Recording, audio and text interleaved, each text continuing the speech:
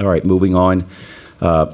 Vice Chair Owen did some yeoman's work in kind of putting together a report as per HR 133, which was passed last year. So we thank him for his efforts. We thank him for his work. And right now we'd like to go ahead and present that report and highlight some of the findings. Thank you, Mr. Chairman. Members, thank you all for getting up here so early. It's kind of hard to find space when we're here, and we certainly wouldn't want to violate the edicts of this HR. A little bit of background for you. When Representative Ogeron first got elected, I think y'all remember, he replaced someone who died. Reggie Bagala, one of our House members, died of COVID. And right after Joe got elected, it was in the middle of the pandemonium of COVID. And I called him just to welcome him to the House. And we were just commiserating over things. And Joe said, someday we need to look into what we're doing here. He said, someday when this is over, we need to look back at ourselves and decide what we did right and wrong. And so I kept Joe's words, kind of in the front of my mind. And 3 years now, I guess 2 full years now, since all of the emergencies were lifted and everything is clearly in the past. I offered up House Resolution 133 last year, and it went through Judiciary Committee. And the reason that we did it, so y'all know, is because this kind of touches a lot of different subject areas. Trish Dufour, who's retired, I talked to Trish about this, and she said it was because it was an emergency, this probably fits inside of Homeland Security. So, okay. So I did, and it got through Judiciary actually Joe commented on it. Joe said, thank you for doing this. And then we got through the House, and this committee was tasked with doing this report due back to the legislature by the next legislative session. So I wish I had 3 more wishes. I kind of wish I had given us 2 years to do this and not restrain this inside of a year, because there's still a lot we can do. And I really believe it's important for us as a society going forward to both confront our successes and our shortcomings and to try to be prepared for the next time something like this happens, if God forbid it happens again. Because none of us were alive in 1918. I know I look like I was. But everyone in government was faced with something the first time. The federal government, the state government, the city governments, the parishes. And so our task was to see what happened in the state of Louisiana within the constraints of what we were doing. And the HR touched about 4 different areas. It touched health and hospitals. It touched education. It touched the economy and the actions of the executive branch. And so those were kind of the 4 bins that we structured this work in. We had a hearing back in September. Some of y'all sat through it. We had 2 days of hearings in September. And for those of you who are here, y'all remember the powerful testimony, the illuminating testimony, the emotion, the true stories of people who lived through horrific things. Some areas were cleared up. We had people that came and testified and kind of leveled the information space on things that happened and didn't happen. And it was concluded with some awful testimony of citizens. And so we began, when that was over, because I was given the task to do this as vice chair, started compiling what happened that day. And immediately we transmitted those things out as the minutes from that. I think you all got it. And the legislative recommendations that came out of those hearings.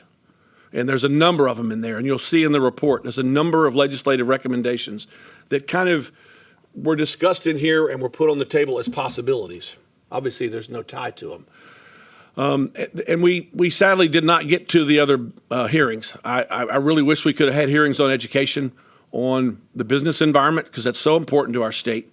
And the actions of the executive branch and the legislative branch too, because we kind of need to review what we did and did not do. As opposed to hearings, data calls were sent out. I through Chairman Gallay, after working with me, we sent a letter to Bessie/DOE and to Higher Ed and asked them for what were their observations and what would they do better next time. We sent to the business community, to Lobby and NFIB, a set of questions asking how their business members managed to get through the situation. And so those were our primary data calls that came out. We still have data calls that are due out, but we'll have to put that as a dangling participle from the previous administration. There are actual records reviews that are in place at the DOA. There's a record review in place at the Secretary of State's office, and there's a records review that's in place at the Attorney General's office. I did just a few weeks ago related to the actions of the previous administration. So the report is in front of you. I think y'all have all had it twice to read and draft. I would ask y'all to, if you have any questions about what's in the report, I'll be glad to talk now. But the findings were interesting. For some of us who paid careful attention to this, they weren't really illuminating. There are some people who did have things illuminated to them. But I would like to thank y'all for participating. I'd like to thank the public that came out too on the 26th and 26th of September. This room was full for 2 days. There were some doctors from all over the state. One from Monroe came down. Representative Reiser sat here for 2 days. Several from all across Louisiana came here and waited to relay their experiences and to, most importantly, to offer up their recommendation of how we can be better as a state. And I think that's what we have inside of this report. And so with that, Mr. Chairman, I'll submit to any questions. I do have one question from Representative Amade. Thank you, Mr. Chair. I believe that based on the agenda, we need a motion to adopt the report, and I'd like to make that at the appropriate time. But I have a couple of comments first. Vice Chairman Owen, I think that you've done an outstanding job at combing through all the details and pulling together the highlights that are needed to be placed in such a report. And I really appreciate your efforts. I know it took hours and days. And I see that you included the responses for the lobby member survey, and it said in the beginning, lobby NFIB member surveys, but as you mentioned, there's some dangling participles. There are certain other surveys that I would love to see if we get the opportunity in the future, such as, how about a survey of the actual hands-on medical staff, the doctors and the nurses, the ones on the front lines, the staff at nursing homes. They had firsthand experience. They had mandates upon them. They had to continue to work when many other people were made to stay home. And so they were the frontline people with the scariest experiences and the most firsthand knowledge, both for themselves as individuals and for their patients that they cared for. I would love to see a survey of those people in the future. And now that we're a few years out, I think it might be interesting to also somehow get feedback from those who were minors at the time, those students, especially in high school, who spent the last several years of schooling before graduating in this crazy situation. Well, they're adults now, and they're out in the world.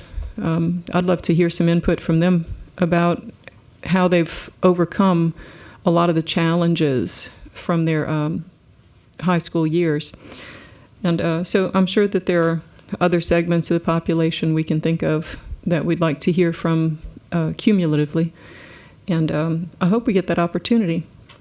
But I believe that this was unprecedented, and the report that you've produced that the committee is going to submit is going to go down in the history books. I think that people in the future will be able to look back at that. And I especially love the lengthy list of suggestions for possible legislation. So I look forward to next year, being a non-fiscal year, seeing a lot of those actually become bills. Right. So thank you for your work. Yes, ma'am. And I will tell you on the issue of people that worked in the healthcare industry, we've had a lot of them come in and out of the of this building in recent years with legislation. Like last year, I had my no patient left alone law. Actually, it took 2 years to get fully through, and we we heard the horror stories of those nurses and healthcare workers who had to watch people die alone and who had to watch the cruelty of government in action. When the government said those people had to be sick and die alone and did nothing about it. They did nothing about it. And that was startling for those folks.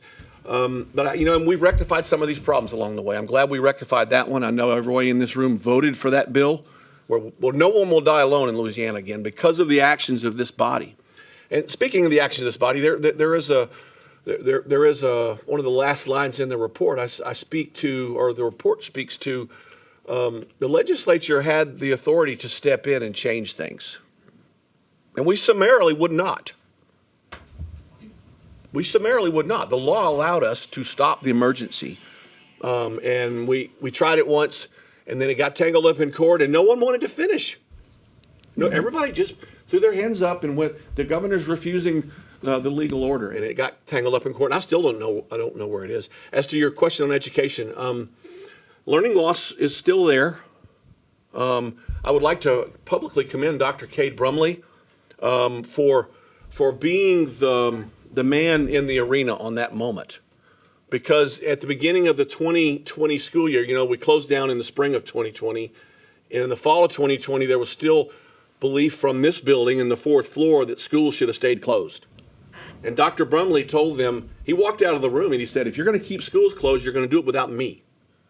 And they got schools back open. And Louisiana survived better in that time than any other state in the country.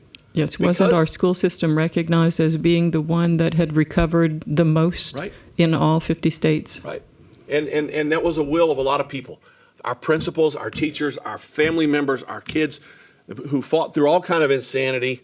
And a lot of the insanities included in the report, the imposition of mandates on children without the consent of their parents and all sorts of things that should not have gone on. I would also like to commend Dr. Kim Hunter-Reid at the Regent. She's an extraordinarily cooperative soul and runs a great organization. They had already done a 250-page after-action review when I asked for their inputs. And they shared that with me. And it's in-depth and it's in detail.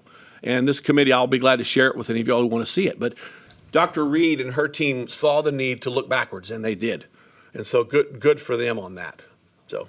Yes, and it's nice that they were able to see that need and take care of it without the legislature having to send them an urge and request. They took it upon themselves, so I appreciate that too. Thanks for bringing that up.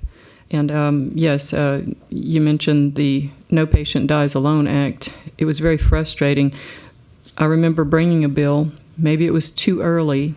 It didn't pass, but it was simply a bill that said that family members should be able to visit their loved ones in nursing homes if they just followed the same PPE requirements as staff. Obviously, these people weren't totally alone. There was staff that were able to go into a room or tend to the resident, and yet even that couldn't pass. So it was very frustrating, very disappointing times. But thank you for your comments. Yes, ma'am. That's all, Mr. Chair.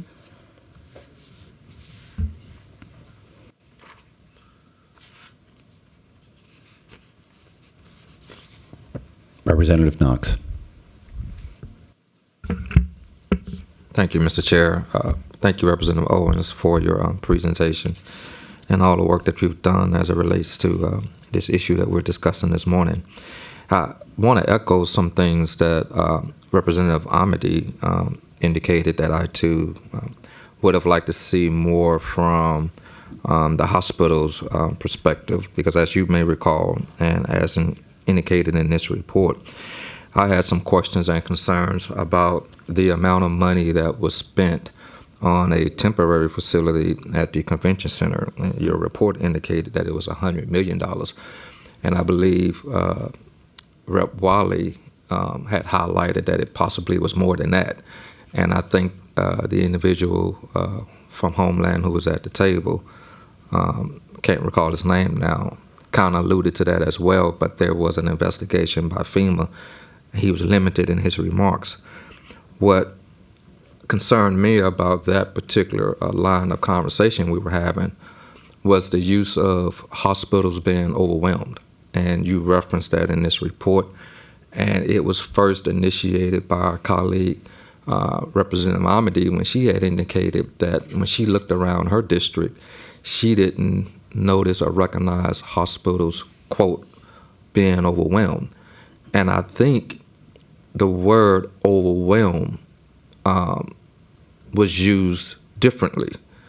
And I would share that I got some flack about even asking whether or not hospitals were overwhelmed, because I think in a traditional sense, when someone says overwhelmed, you're thinking of the chaos, you're thinking of the stress level, you're thinking of all that is going on and did go on during COVID. But I began to appreciate that there was another standard as it relates to hospitals being overwhelmed. And from my appreciation from our 2-day meetings, that definition implied that hospitals that required additional beds, hospitals that required additional staffing. And if I'm not mistaken, and my memory is still intact, I believe Representative Edmondson asked the question to the person at the table, did requiring vaccination contribute or possibly contribute to a shortage in staff? And I don't recall that individual fully answering her question, and I don't think it was fully recognized in this report either.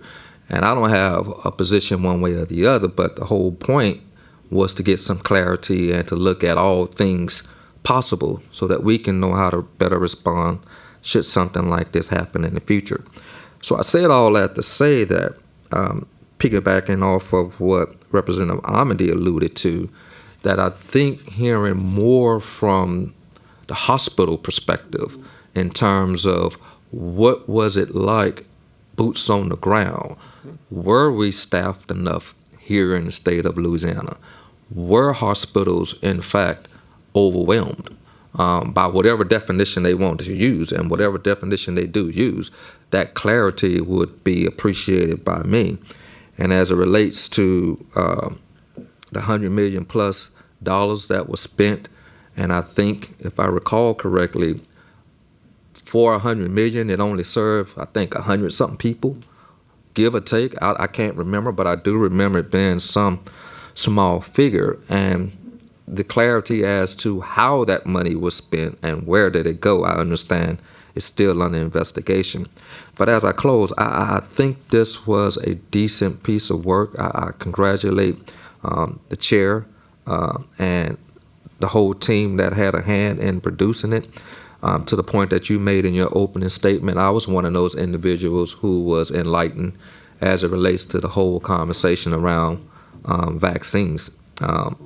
And so I came in with an open mind. As you always do. I try.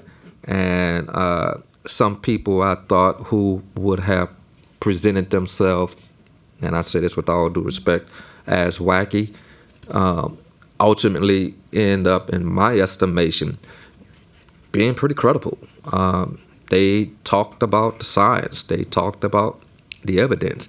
They methodically and logically went through a whole process of their explanation, and they did some very thorough presentation, regardless of where you stand on the issue.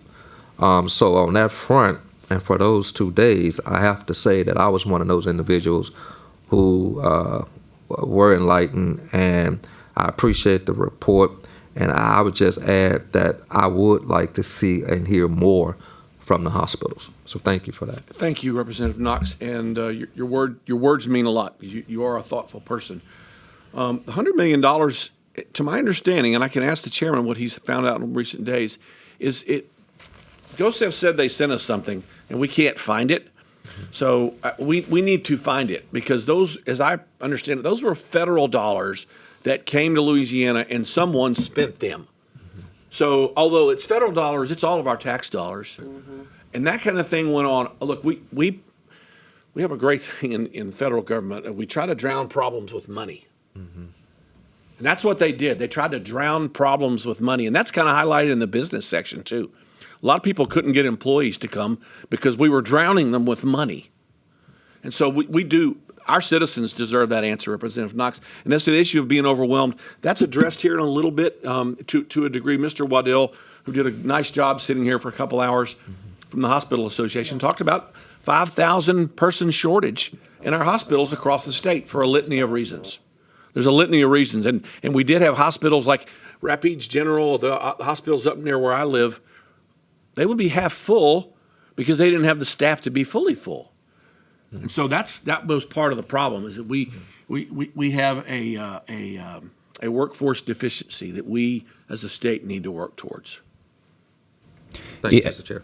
Thank you, Representative Knox. To that point, I know FEMA is still investigating the $100 million that went down to New Orleans. I know you and I are going to continue efforting as chair and vice chair to see exactly what had happened, what's going on. So we're going to continue working in that effort to really get to the bottom of that. But I know FEMA is involved in an investigation of sorts to figure out what happens. But that is definitely on our radar, and it's something we're going to continue to investigate.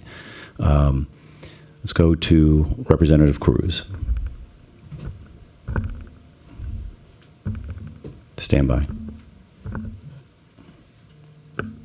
Thank you, Chair Galloway. I got to tell you, I never fail to be impressed by my colleagues and the staff here. Representative Owen, you continually impress me with the level of work and attention you do, regardless of your home responsibilities, your teaching responsibilities. I'm just always impressed with just your dedication to the effort. And Chairman Galloway for being part of that and, convening us to talk about these important issues. And, of course, Drew Murray. He's been working on this type of issue for as long as I've been here, and he's just been really impressive. And thank you all for what you do for the citizens. I looked through the legislative ideas, and I wanted to add one. I didn't see it in there. Maybe I overlooked it. But some of us have been in the military, and I remember before we were activated or we went on a deployment, we had a big training session, pre-deployment readiness. And we went over things like, self-aid buddy care, protection of the president, chem warfare, all that kind of stuff to be ready.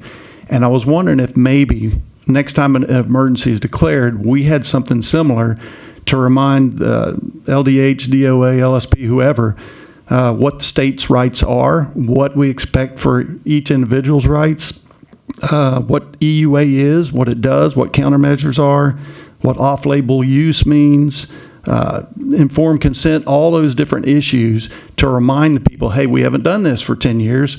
We need to be ready for the event and know what's expected, because anytime there's a threat, people often choose safety over freedom, and I think the freedom takes a back seat. And if we could remind everybody the purpose of this country and how it was founded and how states' rights were meant to be, that might be a big help when it comes to going deeper into the actual event. So just something to add, and I think it might be helpful for us going forward. Thank you, Representative Cruz. Now, we'll let you know there's a particularly brilliant piece of legislation heading towards the Senate now on emergency use authorization. And if we need to amend it over there to add some things to it, I know a guy. Excellent.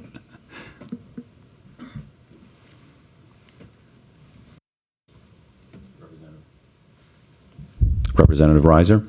Thank you, Mr. Chair. Representative Owen, the reference of the report earlier that you had, I would like to have a copy of that, and I've had others. Is it a public site yet where that's published, where the public can look at that? The one that I think was Dr. Reed, maybe. We've got it right here. Representative Cruz gave it to me. So as far as I have a copy here. Is there a public site yet that anybody that's listening could go to that? We have not made this public yet. Okay. Until this committee, we haven't disseminated it. When Okay. this committee says yes, this report will become public. Okay. And all the records attached to it will be public as well. Thank you, sir. Thank you, Mr. Chairman. Rep Reiser, we're gonna work toward making this public. We wanted to get it in the record here. We wanted to get a vote on it, and then we're going to work with the Speaker's office Okay. to ensure that this gets out to the public. Yes, sir. Thank you. Again, and just piggybacking on what Representative Cruz said, I think preparedness and preparation is important. I think we should continue working in that effort because I believe even at this juncture, there's still a question about exactly what EUA means, emergency use authorization, what exactly informed consent is. And I think it'd be helpful to everyone involved to get those things really understood to help us in future endeavors. So with that, we'll go to Representative Wiley. Thank you, Mr. Chair. So everybody has COVID stories. Some are worse than others. I come from a family of four siblings, 5 children. My next oldest sister, Cynthia, we call her Sis. In her older years, she lived a very robust life, albeit with an oxygen tank close at her side, but emphasis on a very robust life. She was not an invalid by any means. We worried about the COVID possibilities, and sadly, she was infected, and she died alone. To this day, I'm mad as hell at myself that I didn't kick the door in and bum rush that hospital. But we live in a civilized society, and sometimes that gets in the way of common sense. All right, I admit that loudly. So one of the things, and I'm looking at this report, Colonel, and you outdid yourself because I'm scanning and I'm saying, okay, but what about this? Well, there it is. Well, what about this issue? Well, there it is, covered. And then the legislative recommendations seems all encompassing. I'm sure we'll find we need to do this as well. My comment or my point in summary is when you have presidents and you have governors and those who are arbitrarily dispensing these edicts by the seat of their pants, largely, but they're listening to the CDC and they're listening to the Faucis of the world who have credibility and maybe in some cases have authority. Certainly, no doubt they stretched it, and they lied, and they lied, and they lied, all right, repeatedly. And I don't know, other than Fauci writing a book and maybe having one or two sleepless nights. I hope he did, all right?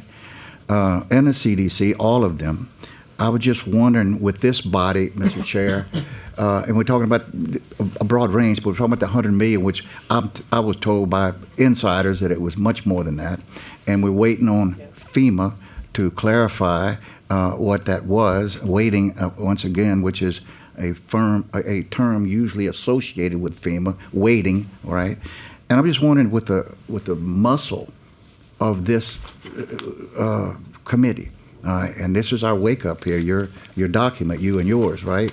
I'm just wondering if Mr. Chair, that maybe a letter from this body to whatever FEMA, we would like that report and that response, and we would like it in 30 days or whatever. And I'm wondering how that maybe we could call upon.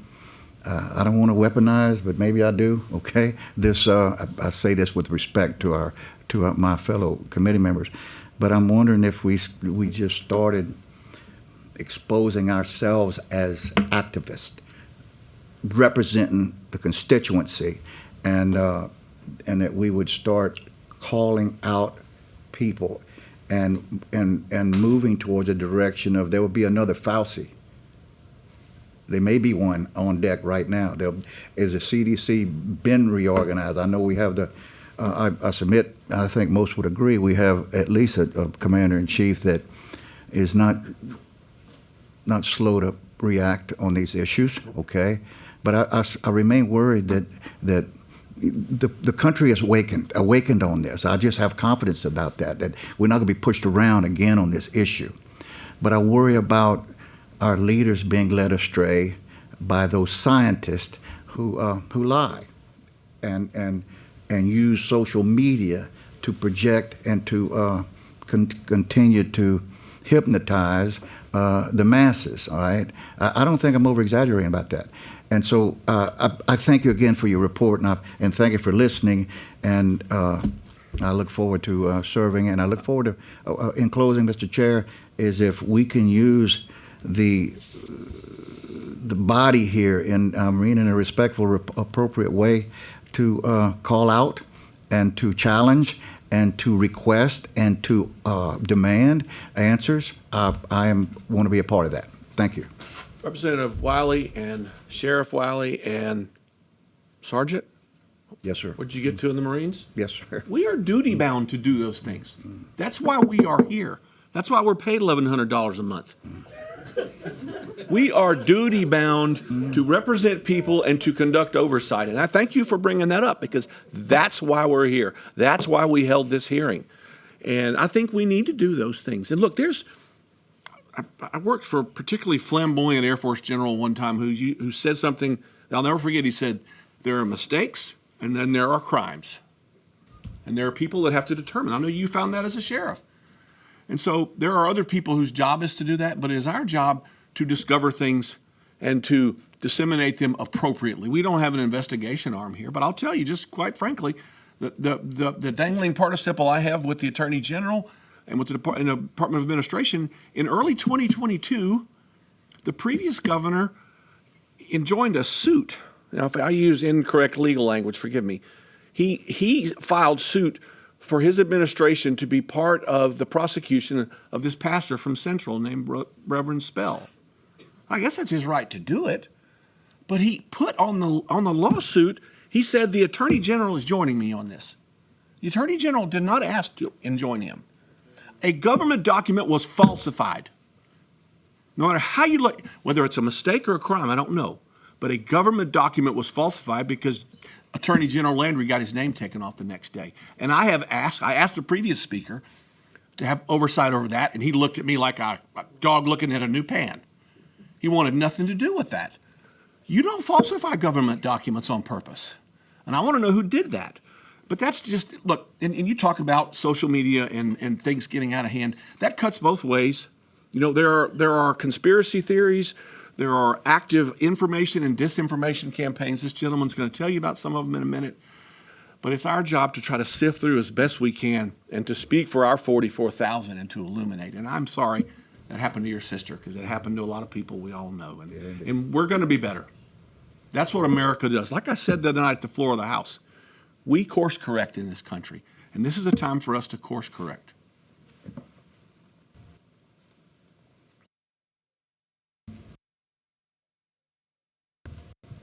Okay, now I'm on. Rep. Wiley, thank you for that. And thank you, Vice Chairman Owen. Just been informed that I think we do have the materials from last October that was provided, so we'll continue to dig into that, look into that, while FEMA does on the federal level their investigation. And we'll ask the question officially. Yep. And we will. To GOSEF and FEMA. We will continue to work in that effort, working in our capacity as Homeland Security and engaging in our oversight capacity. This story is just, it's not over. We're going to continue to investigate and do what we can, again, in our capacity. So we do have that material. We will review that, and at some point, once we figure out what's going on, we can release another report. I have one more question from Representative Amade. Thank you, Mr. Chairman. Hold on. Okay. Thank you. I was pressing buttons earlier and it was going on and off. Thanks for a second opportunity here. I just wanted to say that this particular document is a draft and it's not published online because we haven't approved it yet. So for those who are here listening in person and online, could you please give a high-level overview of what exactly is in this report? Because they're only hearing us talk about it. I will. Thank you. On the hospitals, on the hospital side, we basically drill down on the issue of violation of rights. We drill down on the issue of why our hospitals in our state were forced to function because of federal mandates and the fear of losing federal Medicaid. That drove most of the problems we had at those levels because we are so dependent on Uncle Sam's money. And so that drove most of the problems. The vaccine mandates drove most of the problems. Forced some people to lose their jobs. We drill down and talk to the interference that the state, to a degree, enacted, getting in between the doctor-patient relationship with the state, intimidating pharmacists from dispensing medication that licensed physicians were practicing. There's a lot of those things that are in there. On the education side, it was basically the report addresses what I said a minute ago about Dr. Brumley sending the kids back to school and how Louisiana has actually thrived as a school system. It also talked about the 250-page report of the regents and how we'll make that public. Again, they did a good job. On the economy and the business side, 105 businesses responded to lobby. And they basically offered up their report of how they thought these business owners, people like Philip Tarver, who own businesses, I don't think he responded, I don't know, about whether or not the state got in the way of their business, what the state's actions did to impede their business. And so that was kind of it. And on the governmental side, address our inaction as legislature of not stopping it when we could, and really address the previous administration's overreach and its infringement on liberty as opposed to safeguarding its fascination with protection over liberty. So that's the 20,000-foot view. Great, thank you for that. And what would be the conclusion? What is the recommendation of the report, or in what form does the report give any recommendations? There is a one-page paper in the report where it has 5 broad recommendations kind of in each bin, and then there is a list of legislative recommendations for us to consider and also for the public to consider. Okay. Thank you, sir. 29 legislative recommendations. Thank you. And we had people come from out of state to come here. That's all, Mr. Chair. Thank you, Representative Amedee. Again, what I'd like to do right now is go ahead and, since we still have a quorum, can I get a motion to go ahead and adopt the report? We already did. Okay, good. So Representative Amedee made a motion to go ahead and adopt the report, made an official record. Do I have any objections? Seeing none, the report will be adopted. And then we'll work with the Speaker's office to ensure this gets put online somewhere where we'll have public access. I do want to be, now that we did that, I want to make sure that we have time because I have Colonel Waller here. I do want to get him up there. We have one more. Representative Edmondson, do you? Go ahead. Thank you, Mr. Chair, and Representative Owen, you're amazing. You really are. And I reiterate what Representative Cruz says. I don't know how you have time to do everything you do, but you do. And we appreciate you very, very much. Very thorough report. I just want to reiterate a couple of things. I really am thankful that we have this committee, and I don't want us to lose sight that there are questions that we have, as Representative Knox said, and several others. Representative Wiley, I can't believe he's wanted to be an activist. I mean, a sheriff for all these years. I'm amazed. My sheriff. But, and I've been called a conspiracy theorist for so many years, it's not even funny. But we're finding out that we weren't conspiracy theorists. What we were people who were telling the truth before the truth really got out for other people to know. So I don't want us to lose sight of the FEMA issue. I want us to continue to push on that. And I don't want us to lose sight of having the hospitals answer for what we've heard and what we think are absolutely incongruities between, what we think happened and and we really didn't have hospitals here. I was telling Representative Knox, we had the lobbyist, but the lobbyist is not the hospitals. They did not come.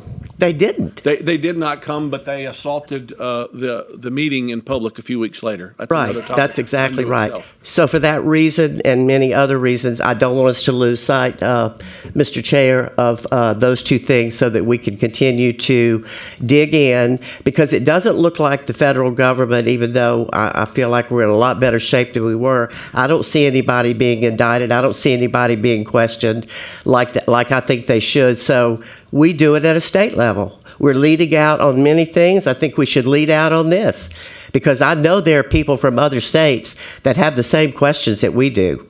I've talked to them. And so that's really all I wanted to say, Mr. Chair. Thank you again, Representative Owen. Representative Egan. Thank you, Mr. Chairman. And I'm not sure I've heard Rep. Edmondson speak as eloquently. I think she hit the nail on the head just now. She reiterated some of what Rep. Knox had already said. I would synopsize all of it by saying there's still a good bit of unfinished business, and I believe that while Rep. Owens did beyond the pale of excellent work with the report, there is a history of putting reports on a shelf, and they make for good reading if somebody reads them at some point. point to be made is I do believe that this committee still has work to do, and I believe that identifying some of the areas, again referenced by Rep. Edmondson and Rep. Knox, I think the history that was described by one person in testimony at these hearings, but where, and I think I'm quoting rather than paraphrasing, where doctors were told when the patients presented themselves with COVID to tell the patient, the doctor fold their arms, go home, and until you turn blue, then go to the hospital. When we have that type of an intervention in human life, I believe that needs to be absolutely followed up on, to where something like that can absolutely I almost never became a happen again. widower because of advice. Okay, like that. so then I almost did. so my point, I believe that this committee has further work to do along those lines and along a lot of other lines as well. So I'm hoping that it will pick up on these things. Thank you for that, Representative Egan. We have one green card in support by Ms. Jill Hines, who would like to speak. Ms. Hines, if you want to take the table.